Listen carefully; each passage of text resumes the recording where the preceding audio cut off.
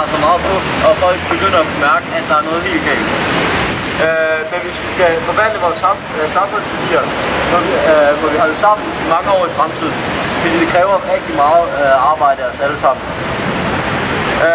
Hvis der er noget, jeg ved, så er det, at 1% af befolkningen elsker kriser. For dem er der ikke noget bedre, end når folk bliver grebet af panik og desperation.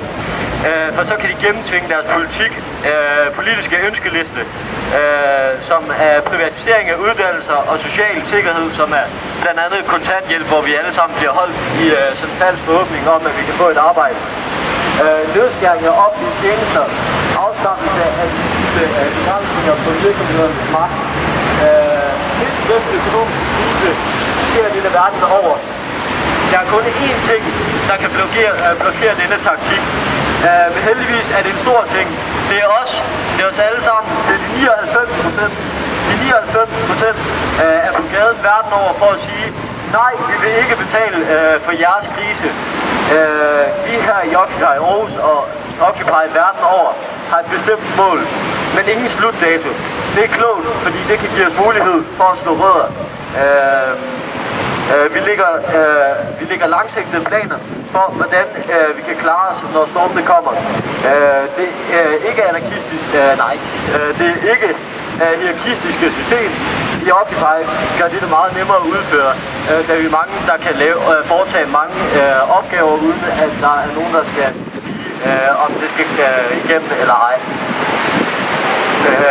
Men dette vil vi opbygge en struktur og institutioner, der er robuste nok til at vægte de fremtidige storme af, og jeg har stor tiltro til, at det her vil lykkes.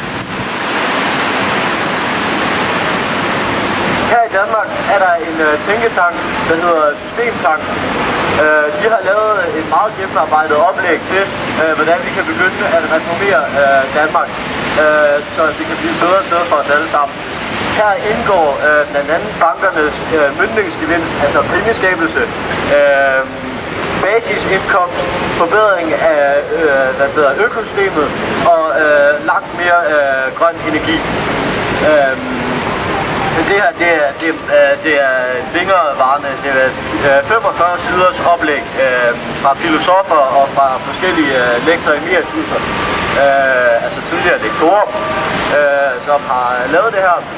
Og der er decideret reformændringsforslag. Man kan implementere dem her i vores nuværende system, som det er nu, så vi kan ændre det med det samme faktisk, næsten med det samme, hvis det skulle være. Det handler alt sammen om vores fælles levegrundlag. Om man så bor i USA, Mali, Frankrig eller Danmark, det er fuldstændig ligegyldigt. Fordi at så længe at vi er 99%, der står sammen som brødre og søstre, så kan vi klare det hele.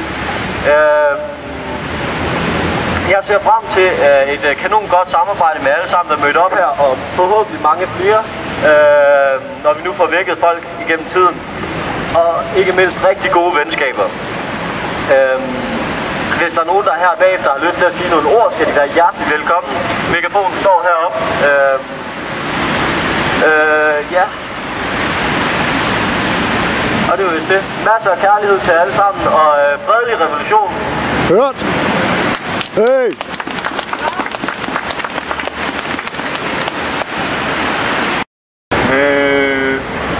Jeg hedder Danny Christensen, og jeg er lidt med i Occupy, og jeg er lidt med i andre Facebook-grupper. Men jeg vil gerne have, at folk går ind og kigger på YouTube, Occupy Dialog, og støtter Brian Nielsen. Unge som gamle, der er veteraner i København, der er mod krig, der er begyndt at støtte os. Vi samles for at prøve at kigge Occupy Dialog. Se, at vi er ikke dernede for et demokrati. Vi er dernede for at stjæle deres olie og deres heroin. Og jeg synes, vi skal gå ind og kigge det, fordi at det er ikke bare vores unge, vi sender ud i krig. Det her det er folk, vi sender ud som kanonføde. for et hierarki. Ja, demokratisk diktatur, eller hvad man kan kalde det. Det er en løgn, vi lever på, og jeg synes, at kig på Afghanistan og holde lige, der har været ude, og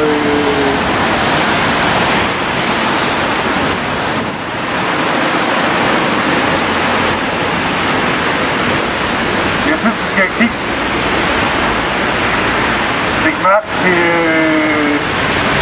Holni og Brians sag ved fredsvagten i København. Den her besked er sendt fra Aarhus, fra mange andre folk, som støtter den her sag. Og vi er mod krig, og vi er kæmper for, at vores børn får en fremtid, hvor de ikke skal tænke på praktik i evighed og syge på job i særlige vilkår. Vi skal fremad i verden, og vi skal støtte hinanden, og vi skal alle sammen have en god fremtid. Og det handler om, at mine og vores børn får det godt. Og du og jeg står ikke alene. Gå ned til Brian og de andre, hvis det er fredsvagten i København. Og om man er 50 år, eller om man er 20 år, vi kan alle sammen sprede noget info og dele det rundt. Vi er alle sammen en del af den her sag, og vi hjælper hinanden til en bedre fremtid. Og det er ikke bankerne eller erhvervslivet, der skal styre vores demokrati. Vi skal få frem, og vi skal have noget folkestyre og noget direkte demokrati eller noget lignende, der er bedre end det her, som egentlig går ud på at smadre os alle sammen.